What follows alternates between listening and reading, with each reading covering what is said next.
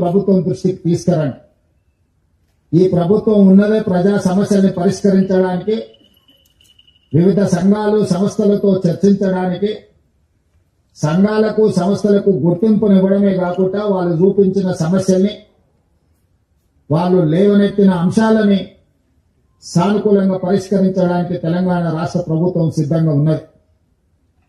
అందుకే మొన్న సరెండర్ అయిన దేవ్జీ కావచ్చు, దామోదర్ కావచ్చు, చంద్రన్న కావచ్చు, సుజాతక్క కావచ్చు, రాజిరెడ్డి కావచ్చు, మిగతా వాళ్ళందరూ కూడా సెంట్రల్ కమిటీ మెంబర్స్ తో కొద్ది రోజుల క్రితం నేను సుదీర్ఘంగా చర్చలు జరిపిన.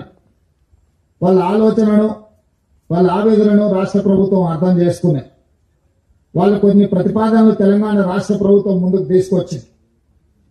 ఈ రోజు మేము మిగతా సెంట్రల్ కమిటీ మెంబర్స్ తో గాని, గణపతితో సహా ఈ రోజు ఇంకా అజ్ఞాతవాసంలో జీవిస్తున్న